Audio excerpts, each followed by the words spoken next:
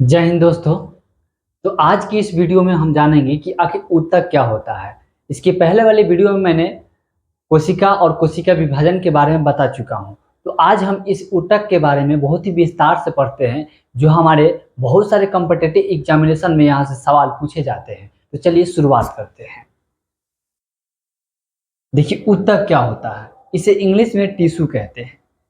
ये सर्वप्रथम जो है ऊतक शब्द का प्रयोग जो है वो फ्रांस के वैज्ञानिक बिजार्ट ने किया था, जिनका विकास एक जिसका विकास एक लैटिन शब्द से टीजर से हुआ है। ठीक है, जिसका अर्थ होता है बुनना। जिसका अर्थ क्या होता है जी? बुनना, माने बनाना कह सकते हैं। ऊतक शब्द का जो सबसे पहला जो मतलब ऊतक शब्द लाया था, दिया था, वो एन ग्रो ने दिया था। एन ग्री ने दिया था। ऊतक का अध्ययन करने वाले जो विज्ञान होते हैं, जैसे हम ऊतक का अगर बारे में अध्ययन करेंगे विज्ञान में, तो उसे हम हिस्टोलॉजी कहते हैं। क्या बोलते हैं? उसे हिस्टोलॉजी कहते हैं। ठीक है, हिस्टोलॉजी शब्द जो है वो संबंधित अध्ययन से शुरुआत जो सर्वप्रथम किया था वो इटली के वैज्ञानिक ने किया था। यानी हिस्टोलॉजी से संबंधित अध्ययन करने की जो शुरुआत सर्वप्रथम किया था वो व्यक्ति था, इटली के वैज्ञानिक थे। कहाँ के वैज्ञानिक थे? इटली के वैज्ञानिक थे, जिसका नाम मार्सिलो, ठीक है, मालपिघी था नाम। उसका क्या था नाम जी?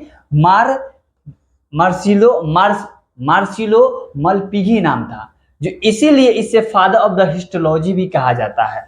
तो अगर आपके एग्जाम ने पूछे कि हिस्टोलॉजी ऑफ द फादर यानी फादर ऑफ द हिस्टोलॉजी कौन है, चाहे क्या है, तो आप जवाब देंगे क्या चीज? कि मार्सिलो मालपिघी ने पिघी को कहा जाता है। तो ये रहा आपका ऊतक। अब ऊतक होता क्या चीज है? ये आपका मार्सिलो मालपिघी है और ये जो है आपका विजार्ट है जी। ठीक है, जो सर्वप्रथम ऊतक शब्द का प्रयोग किया था, और ये फ्रांस के वैज्ञानिक थे। कहाँ के वैज्ञानिक थे? तो फ्रांस के वैज्ञानिक थे। और कौन सी भाषा से? तो लैटिन शब्द से। लैटिन शब्द क्या है जी? टीजर से, जिसका अर्थ क्या होता है जी? बुनना होता है। जिसका अर्थ क्या होता है जी? बुनना होता है। ठीक, अब आते हैं ऊतक। टिश्यू क्या है? देखिए, टिश्यू क्या होते हैं?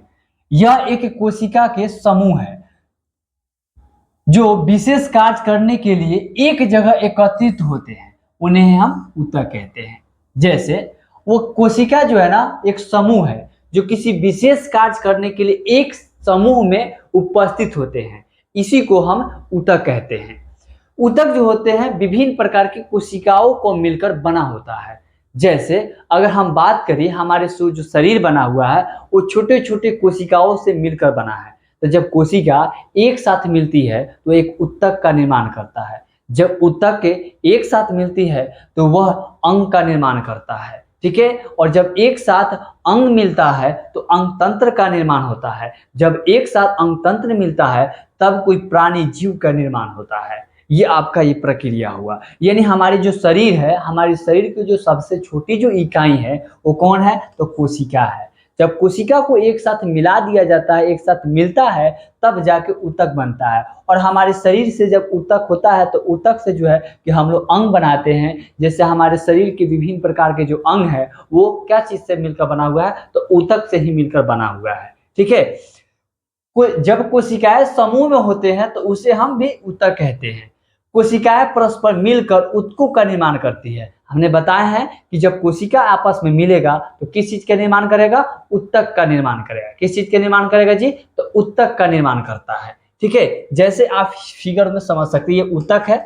और यहाँ पे फिगर को समझिएगा। जैसे मैंने क्या बताया है कि जब सेल मिलता है तो सेल से क्या बनता है जी? टिश्यू बनता है। टिश्यू से क्या बनता है? ऑर्गेनिज्म बनता है, यानी अंग बनता है। और अंग से क्या बनता है? तो अंग तंत्र बनता है। और अंग तंत्र से क्या बनता है? तो कोई जीव बनता है। क्या बनता है? जीव प्राणी बनता है। क्या बनता है जी? जीव प्राणी बनता है। जब हमारा ये भाग, आप जैसे लीवर हुआ, ये सब जो चीज देख रहे हैं, ये हमारे अंग सिस्टम है, यानी ऑर्गन सिस्टम है, जिसे अंग तंत्र हम कहते हैं। तो बहुत सारे जब कोशिका मिलता है तो टिश्यू का निर्माण होता है। जब बहुत सारे टिश्यू मिलते हैं तो ऑर्गेन का निर्माण होता है, ऑर्गेन सिस्टम का निर्माण होता है। उसके बाद जो होता है वो जीव प्राणी का निर्माण होता है। तो बहुत सारे कोशिकाएं मिलकर किस चीज का निर्माण करेगा? तो आपका ऊतक का निर्माण करेगा। ठीक है, अब आते हैं ऊतक के प्रकार, टाइप ऑफ द टिश्यू। देखिए, ये दो प्रकार के होते हैं। एक में जंतु ऊतक और 2 में हमने यहाँ पे लिखा पादप ऊतक। जंतु ऊतक का जो एनिमल टिश्यू कहते हैं, इसे प्लांट टिश्यू कहते हैं। हम जंतु टिश्यू के बारे में जानते हैं, यानी जंतु ऊतक के बारे में जानते हैं। जंतु ऊतक 4 प्रकार से मिलकर बना होता है। जंतु ऊतक 4 प्रकार से मिलकर बना होता है, ठीक है। पहला जो है इसका नाम जानते हैं, देखिए उपकला ऊतक। 1 में क्या है? उपकला ऊतक, 2 में संयोजी ऊतक, 3 में है पेशी ऊतक और 4 में है तांत्रिक ऊतक, ठीक है। सबसे पहले हम उपकला ऊतक के बारे में जानते हैं। देखिए उपकला ऊतक, देखिए उपकला ऊतक क्या होता है? तो यह शरीर में खुली सतहों को सुरक्षा प्रदान करने का कार्य करता है। जैसे हमारा शरीर है, तो हमारे शरीर के जो सुरक्षा प्रदान जो करता है वो हमारे ऊपर वाली त्वचा करता है। अगर ये चमड़ा, ये त्वचा अगर नहीं रहता तो हमारी शरीर जो है वो सुरक्षित नहीं रहता, ठीक है। यह ऊतक हमारे शरीर की बाहरी एवं भीतरी परत बनाने का भी काम करता है, यानी हमारे शरीर के बाहर और भीतर ये दोनों क्या करता है? बनाने का कार्य करता है। कौन? उपकला ऊतक। यह शरीर के उन सभी जगहों पर पाए जाते हैं जिसकी सतह खुली हो तथा जिसे बाहरी पदार्थ द्वारा नुकसान पहुंच सकता है। जैसे अगर हमारा शरीर है, अगर इस त्वचा नहीं रहता तो हमारे शरीर पर अगर कोई भी चीज होता तो हमारे शरीर पर इस इफेक्ट पड़ता, तो हमारी इफेक्ट ना पहुंचाने के लिए अगर मान लेते हैं कि अगर आप हमें इस पर थापर मारते हैं, तो इस पर अगर थापर मारेंगे तो किस पर लगेगा? पहले चमड़ा पर लगेगा, तब आपके अंदर वाले भाग पर लगेगा। अगर इस पर हम मिट्टी को रखते हैं इस हाथ में, हाथ पर, तो सबसे पहले ऊपर वाले चमड़ी पर होंगे, उसके बाद आपके अंदर जाएंगे। तो जब वो यही चमड़ी नहीं रहता तो आपको अंदर जाता, वो हड्डी पर जाता। तो ये चमड़ी जो है आपको क्या करता है? सुरक्षा प्रदान करने का कार्य करता है। तो वही कह रहा है, ये बाहरी जो पदार्थ होता है उसको क्या करता है? नुकसान से पहुंच सकता है, यानी नुकसान पहुंच सकता है। हमारी त्वचा जो होती है इन्हीं ऊतकों से मिलकर बनी होती है, यानी हमारा जो त्वचा है, जो हमारा ये त्वचा है, यही त्वचा जो है ना उपकला ऊतक से मिलकर बना होता है, ठीक है। हमारी इसी ऊतक के कमी से झाड़ियां पड़ जाती है। ठंड से बचाने के लिए इसका माने ठंड से बच सकते हैं, बचने के काम करता है और सुंदरता भी प्रदान करता है और चोटों से सुरक्षा भी प्रदान करता है, यानी चोट नहीं लगने देता है। सुंदरता, जैसे हम लोग बहुत खूबसूरत हो जाते हैं, बहुत ही स्मार्ट बन जाते हैं। जैसे है बबनी के, देखिए कितना स्मार्ट लग रहे हैं। ये स्मार्ट किसके वजह से लग रहे हैं? तो वो उपकला ऊतक की वजह से ही क्या कर रही है? बबनी साहब जो है कि बड़ी स्मार्ट लग रहे हैं, दांत भी दिखा रहे हैं। तो ये जो है ना, ये क्या चीज से बन रहा है जी? तो ये आपका जो है ये उपकला ऊतक से जो है ना कि हमारी सुंदरता बढ़ती है, हमें जो चोट नहीं लगने देता है, उसके बाद हमें ठंड नहीं लगने देता है और हमारे शरीर पर झाड़ियां भी पड़ जाता है। ये उपकला ऊतक का ही कारण होता है, ठीक है। अब आते हैं उपकला ऊतक का भी प्रकार होते हैं। देखिए उपकला ऊतक जो होते हैं वो 3 प्रकार के होते हैं, 4 प्रकार के ये भी होते हैं। एक में सरल सबिकी ऊतक उपकला, स्थानांतरित उपकला और अस्तव्याकार उपकला और घनाकार ऊतक है, ठीक है, उपकला होते हैं, ठीक। अब ध्यान से देखेंगे कि ये क्या होते हैं, सिंपल सीक्वेंस। ये देखिए, ये आपका जो है सबसे पहले ये चमटी हुई रहती है, ये घनाभ की आकृति रहती है, इस पर हम लोग चर्चा करते हैं। देखिएगा, सरल सल की उपकला क्या है जी? सरल सल की उपकला। देखिएगा, इसकी आकृति उपकला की कोशिका है सल्कों की भांति चपटी हुई रहती है, बहुभुज आकृति की रहती है और चौड़ी प्लेट की आकृति की होती है और इसी को खड़जी उपकला भी कहते हैं। समझेंगे ध्यान से कि ये जो आप देख रहे हैं उपकला, ये उपकला जो देख रहे हैं, ये उपकला क्या है? ये उपकला जो देख रहे हैं आप, ये उपकला जो है, ये आपका उपकला एक चपटी हुई और घनाभ की आकृति की तरह है। कैसा है जी? एक चपटी हुई, घनाभ की आकृति की नहीं, चपटी हुई और बहुभुज, यानी बहुत सारा भुजा है इसमें, ठीक है। और चौड़ी प्लेट की आकृति क्या है? जैसे प्लेट के देखिएगा, आप उस प्लेट में खाना खाते हैं ना, इस प्लेट की आकृति के जैसे दिखाई दे रहा है आपको, ये प्लेट की आकृति की तरह है। और इसी को क्या बोल रहे हैं? खड़जी उपकला कहते हैं। खड़जी उपकला कहा जाता है इसी को, यानी सरल सल की उपकला को ही खड़जी उपकला कहते हैं। इसकी जो आकृति होती है वो कैसा होता है? तो चपटी की तरह रहेगा, बहुभुज रहेगा और चौड़ी प्लेट की आकृति की होती है। इसमें कोशिकाएं इसकी आकृति होती है, ठीक है।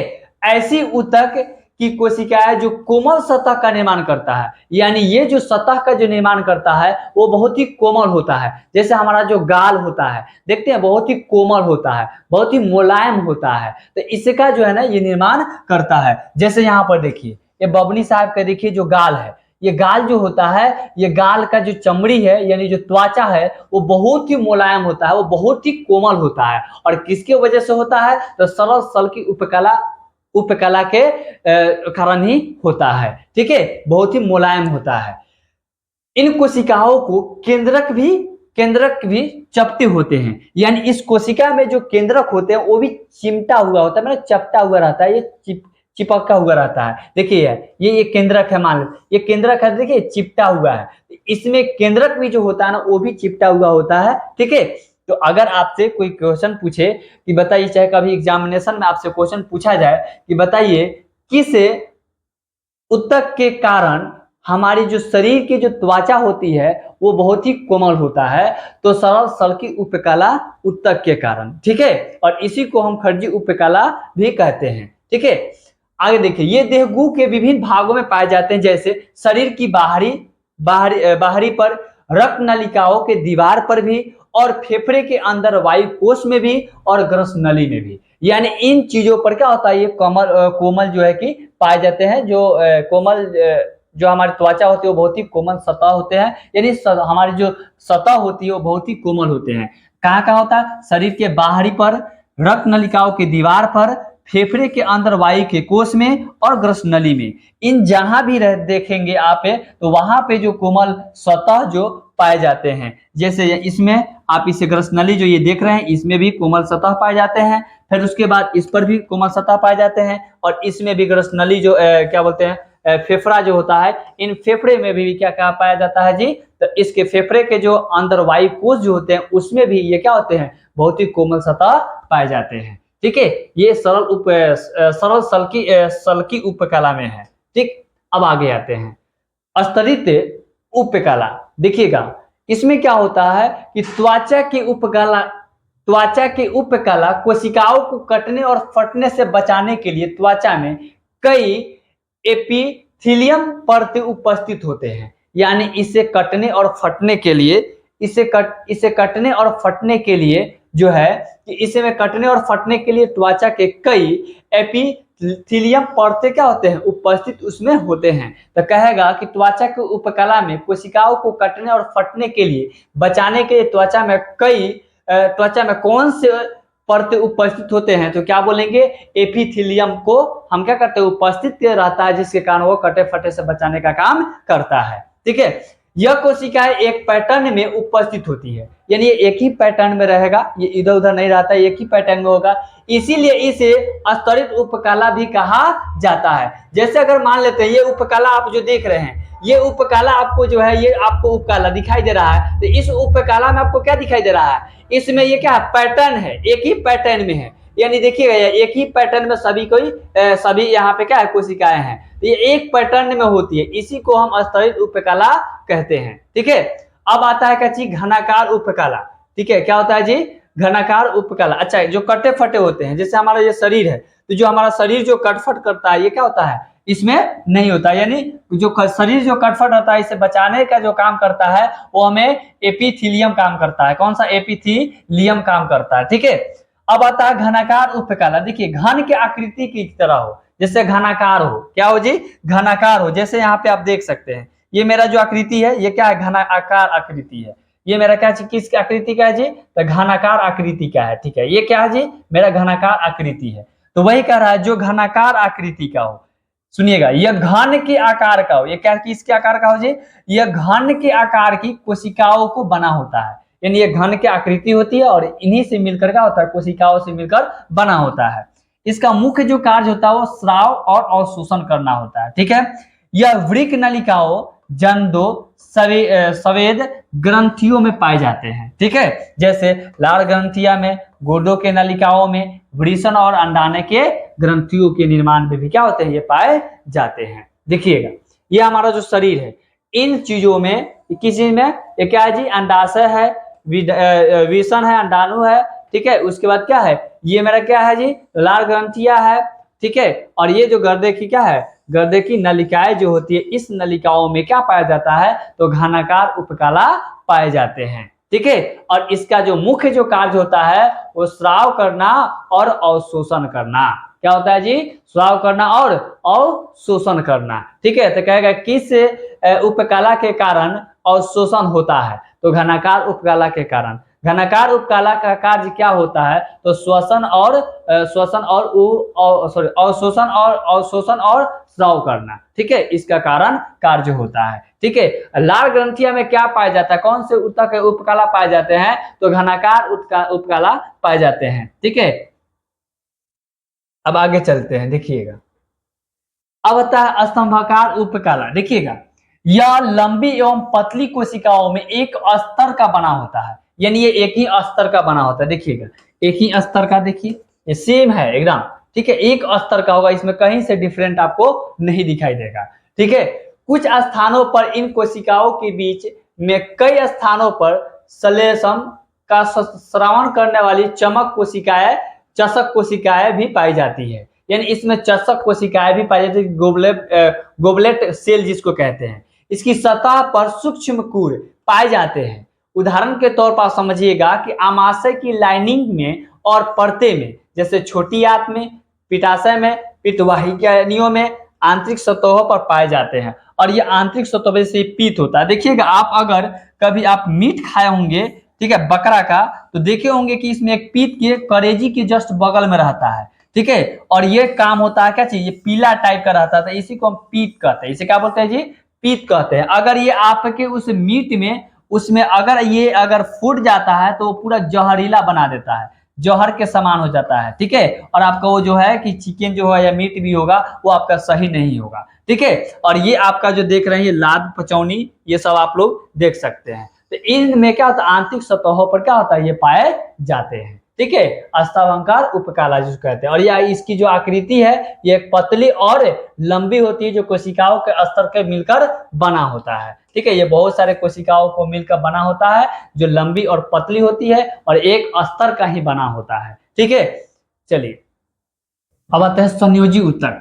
देखिए, संयोजी ऊतक क्या होते हैं, ऐसे ऊतक जो शरीर के विभिन्न अंगों को एक दूसरे के साथ जोड़ता है, ठीक है, उसे हम संयोजी ऊतक कहते हैं। यानी हमारे शरीर को क्या कर रहा है, विभिन्न अंगों को एक दूसरे के साथ जोड़ने का काम करता है, उसी को संयोजी ऊतक कहते हैं। कनेक्टिव टिश्यू, यानी कनेक्टिव यानी जोड़ने का काम करता है। जैसे हम किसी चीज को जोड़ते हैं, जैसे आपका दिल टूट जाता है, फेविकॉल लेकर जोड़ लेते हैं। आपका दिल टूट जाता है तो जोड़ लेते हैं, जुड़ जाता है नहीं। यहाँ पे क्या कर रहा है कि ऐसे ऊतक जो शरीर के विभिन्न अंगों को एक दूसरे के साथ जोड़ने का काम करता है, उसी को हम संयोजी ऊतक कहते हैं। उसे क्या बोलेंगे जी, संयोजी ऊतक कहेंगे। यह तरल होती है और यह अंगों के सहारा प्रदान करती है, और जो हमारा अंग होता है, इस अंगों को क्या कहता है, सहारा प्रदान करने का कार्य करता है, ठीक है। तो किसी चीज को जब किसी ऊतक को जोड़ने का जो काम करेगा, उसी को हम संयोजी ऊतक कहते हैं। यानी हम जब कोशिकाओं को विभिन्न अंगों को जब जोड़ने का काम करता है, उसी को हम क्या बोलेंगे जी, तो संयोजी ऊतक कहते हैं। जैसे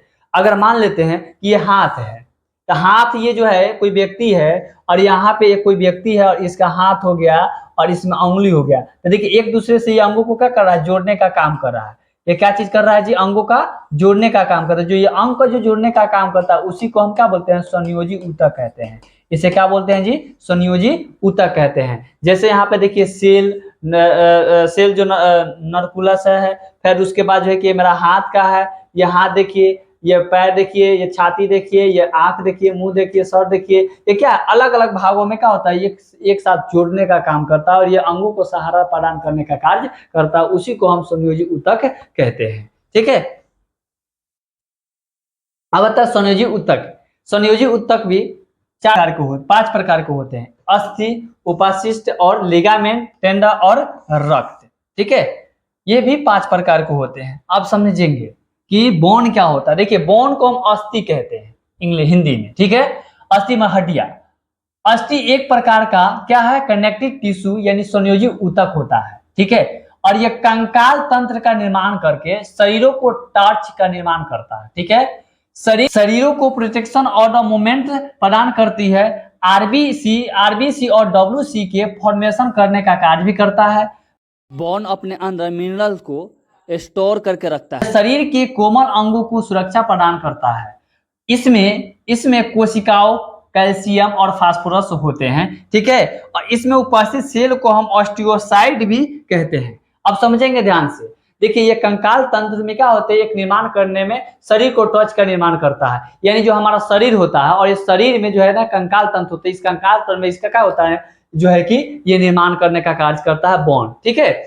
हमारे शरीर के जो प्रोटेक्शन होते हैं और हम जो क्या होता है मोमेंटम जो करते हैं, यानी जो घुमाते उमाते हैं ये हाथ, ये इसी के वजह से हम लोग क्या करते हैं। डब्ल्यूसी और आरबीसी और डब्ल्यूबीसी को फॉर्मेशन करने का कार्य करते हैं, यानी वो फॉर्मेशन करने का कार्य करता है। इस पर हम एक चर्चा करेंगे इसके वीडियो बनाकर, ठीक है। डब्ल्यूबीसी और आरबीसी क्या होता है।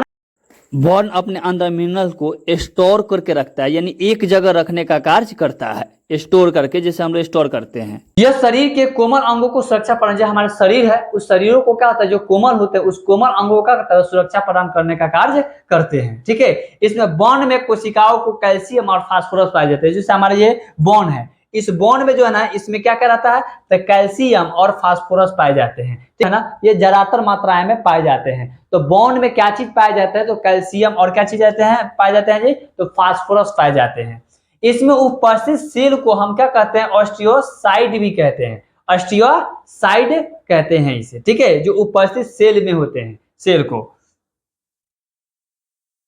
अब आते हैं उपाशिष्ट, देखिएगा, इसे कार्टिलेज भी बोलते हैं। देखिए, इसमें विशेष प्रकार के संयोजी ऊतक है। यह जोड़ों को क्या कहता है, नरम करने, ठीक है, और हड्डियों को सरकने और घूमने के लिए एक चिकनी सतह प्रदान करता है। कैसा प्रदान करता है जी, चिकनी सतहों को क्या कहता है जी, प्रदान करता है। और उन क्षेत्रों में सहायता प्रदान करने का काम करता है जहां लचीलापन को बनाए रखने की आवश्यकता होती है। समझेंगे ध्यान से। इसमें विशेष प्रकार के संयोजी ऊतक है। इसमें क्या होता है जी, विशेष प्रकार के संयोजी ऊतक होता है। संयोजी ऊतक जो कनेक्टिव, जो एक दूसरे को जोड़ने का काम करता है। यह जोड़ों को नरम करने, यानी जो हमारा जो जोड़ होता है, अगर हम किसी चीज को जोड़ेंगे तो वहां पे जो जोड़ने के क्रम में जो नरम होता है, जैसे अगर हम यहाँ पे जोड़ रहे हैं तो ये क्या होता है, बहुत ही नरम होता है। ये क्या होता है जी, बहुत ही नरम होता है, ठीक है। हड्डियों को सरकने और घूरने के लिए चिकनी सतह प्रदान करता है। जैसे हड्डी है हमारी, और यह हड्डी देख रहे हैं, और यह हड्डी को क्या कहता है, सरकने और घूमने के लिए, जैसे हम लोग मूवमेंट करते हैं, घुमाते हैं, तो इस घुमाने के क्रम में क्या होता है, चिकनी सतह प्रदान करता है। जब तक यहाँ चिकन नहीं होगा तब तक आप इसको सतहों को क्या होता है, अच्छे से नहीं घुमा सकते हैं, ठीक है। जैसे अगर आपका किवाड़ी जो होता है, अगर वो फ्री नहीं होगा तो खट खट बजेगा आपका, लेकिन वही फ्री जो होगा तो आपको क्या होगा, एक दाई से मारेंगे चल जाएगा, फिर लाइएगा, ऑफ कीजिएगा, ओपन कीजिएगा तो ओपन, क्लोज कीजिएगा तो क्लोज हो जाएगा, ठीक है। इन क्षेत्रों की सहायता के लिए काम करता है, और इन्हीं क्षेत्रों के जो सहायता होता है उसी के लिए जो है ना वो काम करता है। जहां लचीलापन को बनाए रखने की आवश्यकता होती है, यानी बहुत ही लचीलापन होता है, ठीक है। जिस रूप में ढलना चाहे वो उस रूप में ढल जाता है, ठीक है। क्यों, क्योंकि वो मूवमेंट कर सके, ठीक है। जैसे यहाँ पे आप देख सकते हैं, यही आपका क्या जो उपास्थि है, ठीक है। यहाँ पे जो है कार्टेज है, देखिए इसी चीज को दिखाता है जो हड्डियों के बीच में दिखाई दे रहा है आपको, ठीक है। ये जोड़ने का काम करता है। यह लचीला ऊतक होते हैं, यानी लचीला यानी वो बहुत ही मुलायम होता है, जिस रूप में ढलने के चाहे उस रूप में वो ढल जाता है। यह ऊतक नाक, जैसे हमारा जो नाक है, ठीक है, कान है जो हमारी कान होती है, ठीक है, कंठ है जो हमारी यहाँ पे कंठ है, ठीक है, और श्वासनली और अस्थिया की क्या होते हैं, संधियों पर पाया जाता है, ठीक है ना। जो संधियां होती है, जो ज्वाइंट होती है, उस ज्वाइंटों पर हमारे शरीर में जितने भी ज्वाइंट है, संधि है, संधि संधि नहीं संधिया, यानी जो हमारा ज्वाइंट है और जितने भी ज्वाइंट हो उन सारे ज्वाइंटों पर क्या होता है, ये चीज पाए जाते हैं, ठीक है।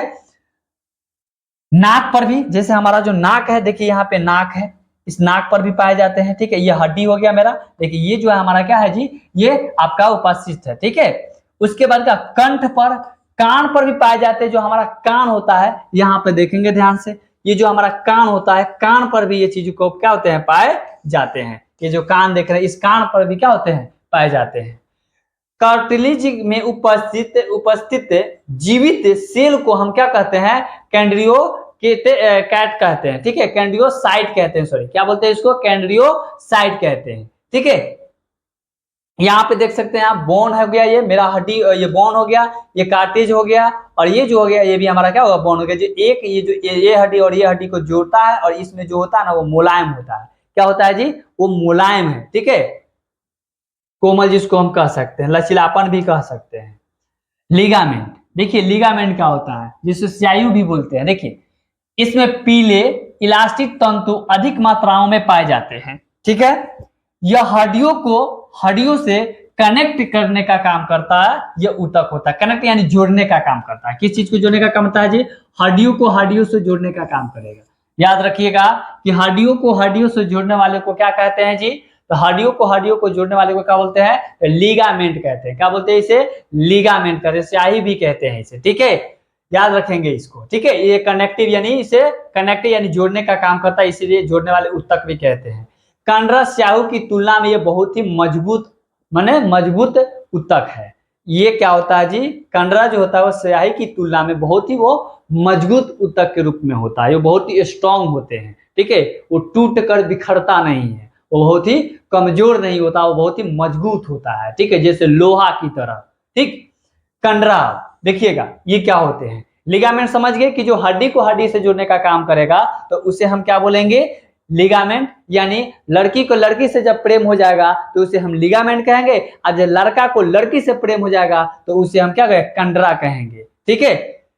इसमें श्वेत कोलोजर तंतु अधिक मात्रा में पाए जाते हैं। हड्डियों को मांसपेशियों से क्या करता है, कनेक्ट करने वाला ऊतक होता है। हमने क्या बोला है कि हड्डी और मांसपेशियां, यानी यहाँ पे हड्डी हड्डी नहीं हो रहा, हड्डी और मांसपेशियां हो रहा है, लड़का और लड़की से प्यार हो रहा है, ठीक है, कनेक्ट हो रहे हैं, जुड़ रहे हैं, जुड़ाव हो रहा है, मिलन हो रहा है, ठीक है, किससे, तो हड्डियों और मांसपेशिया से।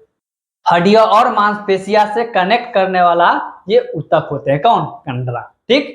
तो देखेंगे ध्यान से, ये फिगर देखिए, इस फिगर में आपको देखने को मिलेगा कि हड्डी जो है, इस हड्डी में इसको जना हड्डियों को और मांसपेशिया को जोड़ने का काम करता है। जैसे हमारी जो शरीर होती है उसमें हड्डियों पर मांसपेशिया होती है, ठीक है, जैसे यहाँ पे लिगामेंट और कंडरा को देख सकते हैं। ये मेरा लिगामेंट हो गया और ये जो हो गया मेरा टेंडर हो गया, ठीक है, टेंडर जिसको हम कंडरा कहते हैं, ठीक है, टेंडर।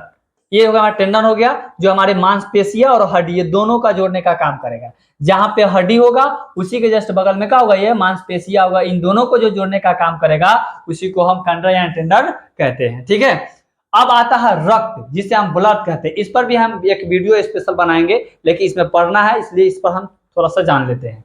रक्त या हथीर को तरल संयोजी ऊतक कहते हैं। इसका अंतर कोशिकीय पदार्थ तरल फ्लूइड होता है, जिसमें कोशिकाएं बिखरी रहती है। यानी इसमें जो होता है कोशिकाएं बिखरी हुई रहती है, जैसे यहाँ पे देख सकते हैं बिखरा हुआ है एकदम। जैसे अगर मान लेते हैं आपके पास सिक्का है, 2 रुपया, 5 रुपया, 10 रुपया, 50 रुपया का सिक्का है, आप एक जगह लेकर रख देते हैं और बिक देते हैं, यानी बिखरा हुआ है। आप अपने घर में भी सामानों को बिखर कर रखते हैं, बिखरा हुआ रहता है। जैसे आप पढ़ते होंगे तो देखते होइएगा, जब आपके टाइम नहीं मिलता होता, जहां तक आपके बुक बहुत सारी चीज, कॉपी किताब जो है कि सब डिटेल्स आपके रूम में जो है, कमरे में जो है कि बिखरा हुआ होता है। उसी प्रकार जो है ना, ये भी आपका बिखरा हुआ रहता है। रक्त हमारे शरीर में पाए जाने वाले क्या एकमात्र तरल संयोजी ऊतक होते हैं। तो हमारे शरीर जो में जो होता है रक्त एक मात्र संयोजी ऊतक के रूप में, यानी तरल संयोजी ऊतक के रूप में क्या होते हैं, ये रहता है। तो अगर आपसे क्वेश्चन पूछे कि रक्त हमारे शरीर में पाए जाने वाले एकमात्र कौन सा ऊतक है, तो क्या बोलेंगे, तरल संयोजी ऊतक है, ठीक है। ये आपका हो गया रक्त। अब आते हैं पेशीय ऊतक। क्या होता है जी, पेशीय ऊतक क्या होता है। देखिए पेशीय ऊतक क्या होते हैं। पेशीय ऊतक वे ऊतक है जिनमें जंतुओं के शरीर की पेशियां निर्मित होती है। यानी जो जंतु होते हैं वो जंतुओं के जो शरीर में पेशियां का निर्मित होती है। यह ऊतक शरीर के सभी प्रकार की गतियों को क्या करता है, उत्तरदायित्व होते हैं। यानी हमारे शरीर में विभिन्न प्रकार की जो गतियां होती है, उन गतियों में ही क्या होते हैं, ये बहुत ही उत्तरदायित्व होते हैं पेशीय ऊतक, ठीक है। पेशीय ऊतक लंबी एवं पतली कोशिकाओं का बना होता है। यानी जो कोशिका जो बना होता है, जो ऊतक बना होता है, यह ऊतक जो होता है वो लंबी और पतला होता है, और इसी से मिलकर क्या होते हैं, बने होते हैं। जो पतले और लंबी जो कोशिकाएं होती है, उन्हीं कोशिकाओं से मिलकर पेशीय ऊतक बना होता है, ठीक है।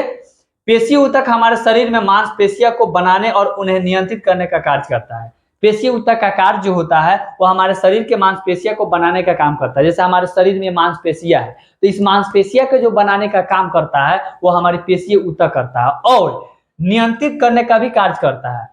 ठीक है, यह हमारे शरीर की जो मांसपेशियां है और जो नियंत्रित करने का जो काम करता है वो पेशीय ऊतक ही करता है। ठीक है, जैसे आपके घर में आपके मम्मी पापा क्या करते हैं, आपको नियंत्रित करके रखते हैं, सेम उसी प्रकार जो है ना ये हमें नियंत्रित करके रखता है। ठीक है, आपके शरीर का जो है माइंड जो है आपका जो है कि एक चूटी नीचे काटता है आपके पैर में तो मालूम चल जाता है सर को कि हाँ जो है कि हमको क्या हुआ है, चूटी काट लिया पैर में। उसी प्रकार ये नियंत्रित जो करने का काम करता है वो पेशीय ऊतक ही करता है। ठीक है, इन पेशियों में विशेष प्रकार की प्रोटीन होती है और जो ये पेशीय ऊतक होती है इन पेशीय ऊतक में होता है विशेष प्रकार क्या होता है, प्रोटीन पाए जाते हैं। क्या पाए जाते हैं जी, प्रोटीन पाए जाते हैं, जिसे संकुचनशील प्रोटीन भी हम कहते हैं। इसी के संकुचन और शिथिलन से गति उत्पन्न होती है और इसी के क्या होता है, शिथिलन गति उत्पन्न होती है इसी के कारण से। किसके कारण से जी, तो संकुचन प्रोटीन के कारण, संकुचनशील प्रोटीन के कारण ही क्या होते हैं, इसमें रिलैक्स से गति उत्पन्न होता है। रिलैक्स इसको ना शिथिलन यानी रिलैक्स, हम रिलैक्स की गति क्या होता है, उत्पन्न होते हैं। जैसे हम लोग रिलैक्स कर रहे हैं आज। ठीक है, चलिए इसी ऊतक के द्वारा शरीर के सभी मांसपेशियां 639 निर्मित होते हैं और इसी मांसपेशिया के कारण क्या होता है, 6 से 39 से जो है ना मांसपेशिया को क्या करता है, निर्मित करने का कार्य करता है। तो कहेगा हमारे शरीर में मांसपेशिया को निर्मित करने का काम कौन करता है, तो हम कहेंगे पेशीय ऊतक। हमारे शरीर में कितने मांसपेशिया है, तो 639 मांसपेशिया है। कितने हैं, तो 639 मांसपेशिया है। ठीक है, और ये कहेगा कि मांसपेशिया को बनाने और नियंत्रित कार्य करने वाले हमारे शरीर के कौन से ऊतक होते हैं, तो पेशीय ऊतक होते हैं। कौन से ऊतक होते हैं जी, तो पेशीय ऊतक होते हैं। अब पेशीय ऊतक के बारे में आप यहाँ पे आप देख सकते हैं, इसका फिगर से आप समझ सकते हैं ये पेशीय ऊतक का क्या है, जो है कि मांसपेशिया और जो है कि मांसपेशिया और नियंत्रित करने का जो कार्य होता है उसको दिखाया गया है। अब आते हैं कि मांसपेशिया जो होते हैं, पेशीय ऊतक जो होते हैं वो कितने प्रकार के होते हैं। देखिए पेशीय ऊतक भी होते हैं 3 प्रकार के। रेखीय पेशीय ऊतक को हम क्या कहते हैं, कंकाल पेशीय ऊतक भी कहते हैं, ऐसे स्वैच्छिक पेशीय ऊतक भी कहते हैं। यहाँ पे अरेखीय पेशीय ऊतक को जो है, पेशीय ऊतक को भी हम चिकनी पेशीय ऊतक कहते हैं और स्वैच्छिक पेशीय ऊतक भी कहते हैं। इसे हृदय पेशीय ऊतक भी कहते हैं। ये ऊतक होगा, ऊतक भी कहते हैं। ठीक है, चलिए अब जानते हैं पेशीय ऊतक क्या होते हैं। देखिएगा पेशीय ऊतक किसे कहते हैं। देखिए हमारे शरीर में यानी यह ऊतक की कोशिकाएं लंबी बेलनाकार रेखाओं की तरह होती है। यानी यह जो होती है एक लंबी होगी, बेलना आकार होगा।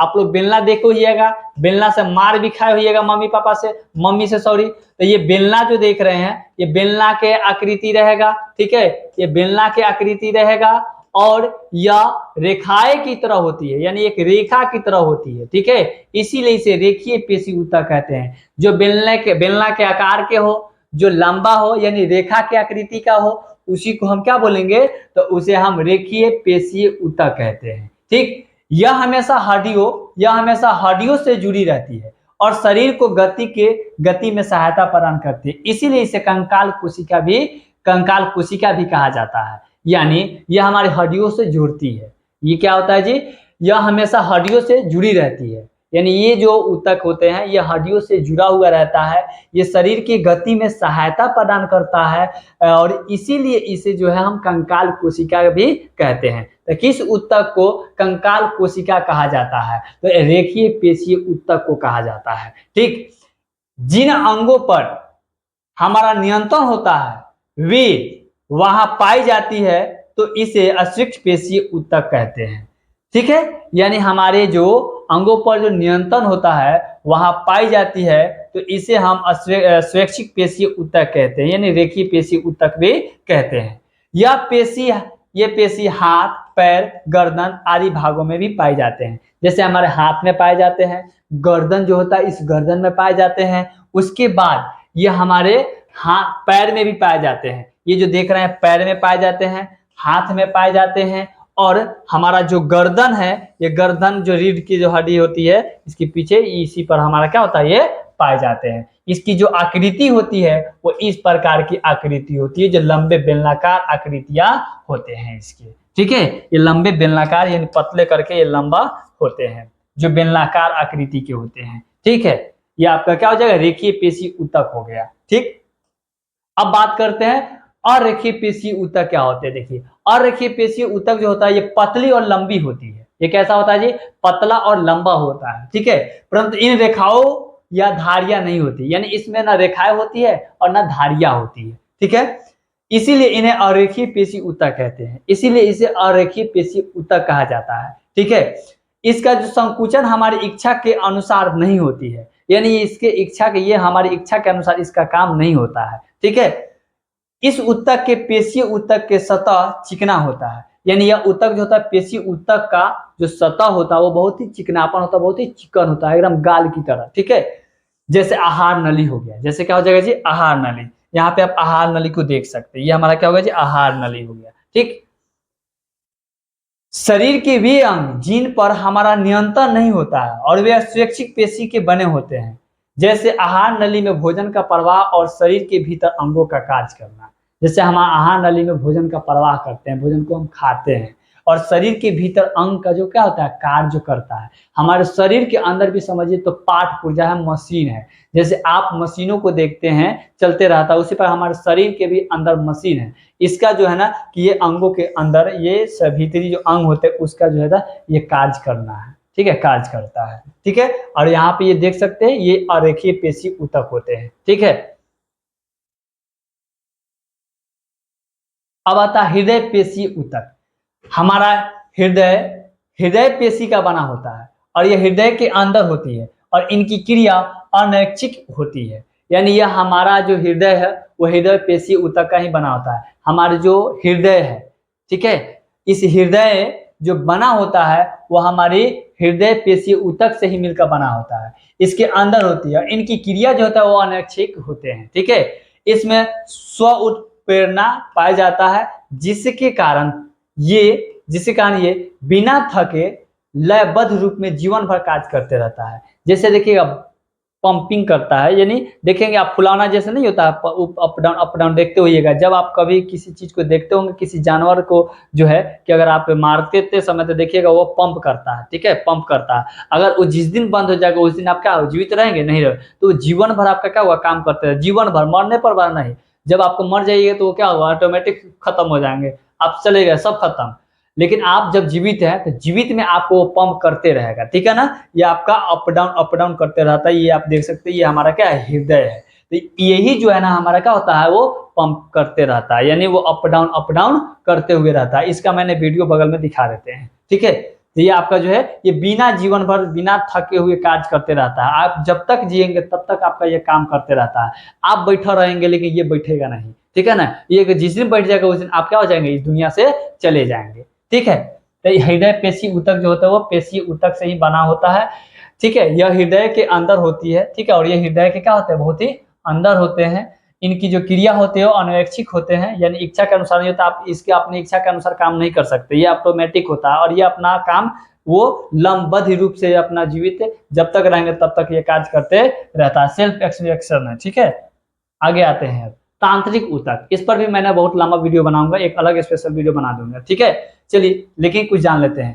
तांत्रिक ऊतक जो होता है वो मस्तिष्क की रीढ़ की हड्डी और तांत्रिका में पाए जाते हैं। यानी तांत्रिका ऊतक जो होते हैं वो मस्तिष्क, जिसे हम ब्रेन कहते हैं, रीढ़ की हड्डी, ठीक है, जैसे स्पाइनल कोड कहते हैं, इसमें ये पाए जाते हैं, ठीक है। तो कहेगा मस्तिष्क में कौन से ऊतक पाए जाते हैं, तांत्रिका कौन से ऊतक पाए जाते हैं, तो तांत्रिका ऊतक कहेंगे, ठीक है। ब्रेन में रीढ़ की हड्डी, और रीढ़ की हड्डी में कौन से ऊतक पाए जाते हैं, तांत्रिका ऊतक पाए जाते हैं, ठीक है, और तांत्रिका में पाए जाते हैं, ठीक है। यह शरीर में कई गतिविधियों के समन्वय और नियंत्रण के लिए क्या होता है, जिम्मेदार होता है। ये तांत्रिक तंत्र, और इसमें जो है कि ये चीज पाए जाते हैं, ठीक है।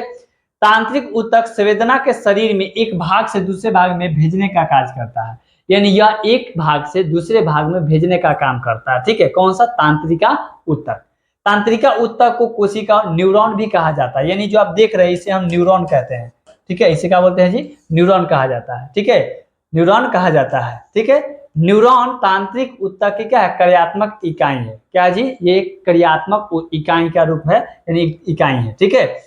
मस्तिष्क और मेरुरज्जु की इसी ऊतक के बने होते हैं, यानी जो हमारा जो मस्तिष्क है, जो हमारा ब्रेन है, ये ब्रेन और जो हमारा जो मेरुरज्जु जो है वो क्या चीज से बना होता है, तो वो तांत्रिका ऊतक से ही मिलकर बना होता है। तो ब्रेन किस ऊतकों से मिलकर बना है, ये क्वेश्चन पूछा भी गया है एग्जाम में। तो क्या बोलेंगे हम कि तांत्रिका उत्तक से मिलकर बना होता है। ठीक है, कहेगा मैं रज्जू, ये बीपीएससी के एग्जाम में क्वेश्चन को पूछा भी गया है और आप प्लीज से इसको क्वेश्चन अगर देखते होंगे तो यहाँ मैं रज्जू के बारे में आप जानते होंगे। ठीक है, तो ये क्या होता है, तांत्रिका उत्तक से मिलकर बना होता है।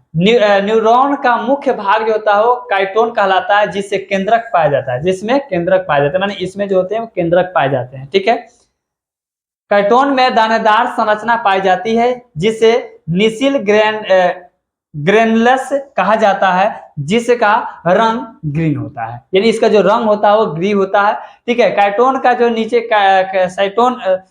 साइटोन का नीचे वाला भाग जो होता है वो एक्सोन कहलाता है, जिसका रंग जो होता है वो सफेद होता है, यानी इसका जो रंग जो होता है वो सफेद होता है। ठीक है, साइटोन जो नीचे वाला भाग होता है एक्सोन कहलाता है, जिसका रंग जो होता है वो सफेद होता है। आप देख सकते हैं हमारा ये जो ब्रेन है, स्पाइनल कोड है, ठीक है, ये जो हमारा तांत्रिका कोशिकाओं से मिलकर ही बना होता है, हमारा ब्रेन है ये। ठीक है, और ये तांत्रिक, इसे न्यूरॉन कहते हैं, इसे क्या बोलते हैं जी, न्यूरॉन करते हैं। तो इस पर भी हम एक वीडियो बनाऊंगा जिससे आपको विस्तार से इस टॉपिक के बारे में चर्चा करेंगे। ठीक है,